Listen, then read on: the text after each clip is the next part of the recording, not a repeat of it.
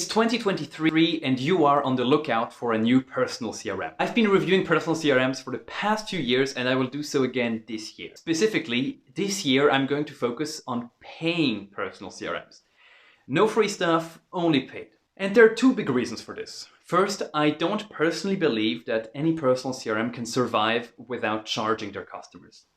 The only way to do so would mean that they're somehow selling data or raising tons of money or something else that is not a good sign for any sustainable business. The second reason is that comparisons between different apps and their different pricing plans are very complex. Some app might have a nicer free plan, some app might have a nicer paid plan, and how do you compare those? So for this year, we're going to specifically look at their most expensive pro, premium, paid, whatever plan. First, I'll start with Netapp, which is the app I am developing with a friend since many years. That app is built specifically for Gmail users. So if you use Outlook or you want something that really integrates with WhatsApp or LinkedIn or iMessage, then that app is simply not for you. But if you're someone who uses Gmail and Google Calendar a lot, and that's where most of your interactions are, then Netapp is the perfect fit for you. The app does one simple thing. Once you connect your data, it will suggest contacts you should add to your Netapp contact book. Those are the people you care about and want to stay in touch with.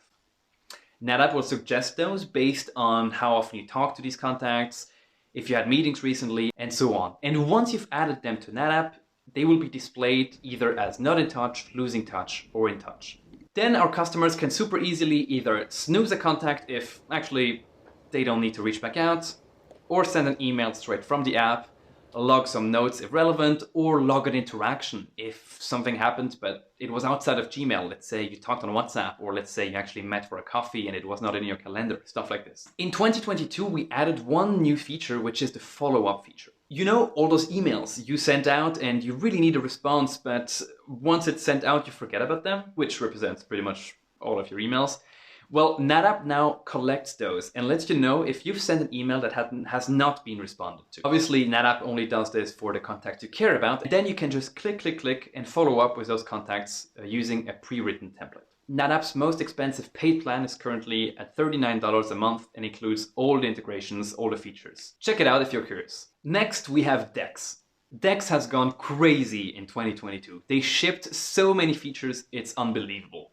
And afterwards, I realized this is because they are doing a crowdfunding.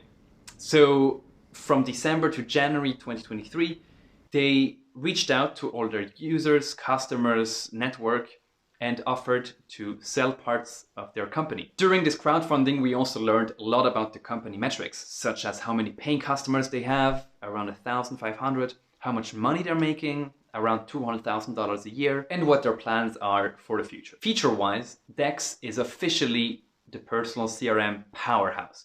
They have the most features of all the apps presented here today. You can import your data from LinkedIn, Facebook, Gmail, Google Calendar, and many more I must for sure be missing, but that's where the easy part ends.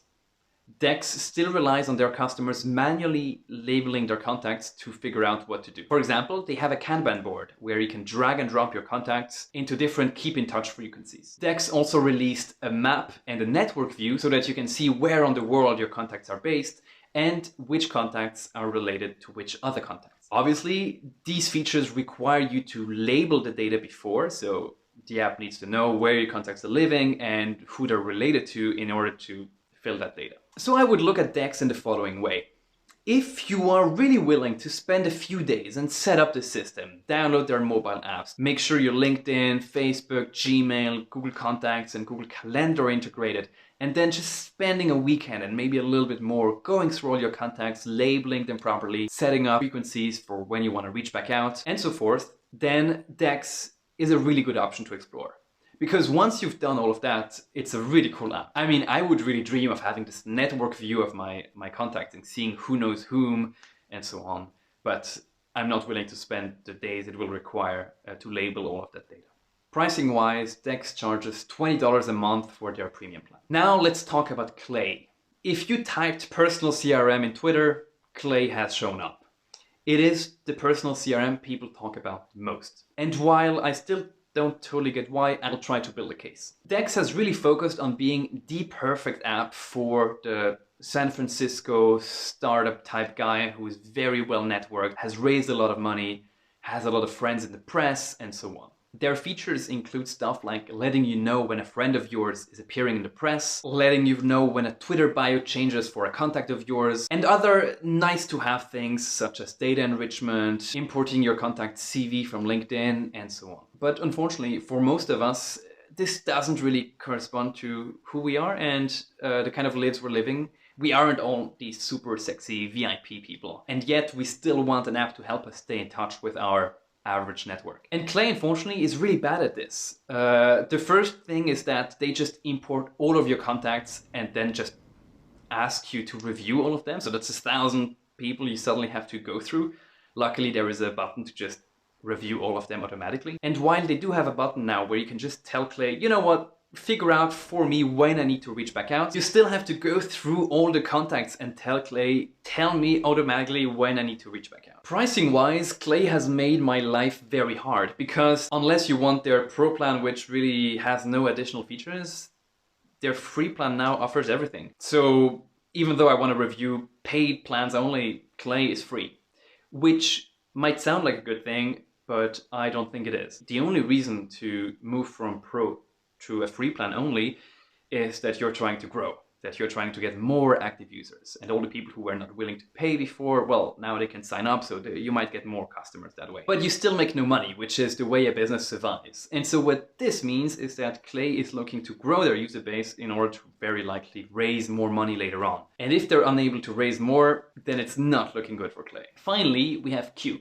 Q is an iPhone-only app that has a very basic set of features, but for some of you, it's going to be exactly what you need. Since 2022, Clay also connects with your calendar data. So on top of just integrating with your contact book, you can now import contacts that you had meetings with. And once you've set up the cadence at which you want to be reminded about a certain contact, Q will check in your calendar if you had a meeting with that person recently, and if you did, then it will automatically consider that you reconnected with that person. Pricing wise, Q is at $8.5 a month, so it's the cheapest paid personal CRM that I'm presenting today. And from my perspective, it seems like the best solution if you want to keep track of 20, 30, maybe 50 people in an easy way, and manually setting up reminders is not a problem for you. So all in all, the personal CRM space is going strong. We have these cool apps that work well, that focus on different niches. We have Netapp for the really Gmail users. We have Dex for the crazy people who really want to put a lot of data and really have everything about their contacts in one app. We have Clay for the San Francisco VIP guys and girls. And we have Q for the iPhone user who wants something manual and easy to set up. Check them out and let me know which one is your favorite. Thanks for watching and have a good one. Bye.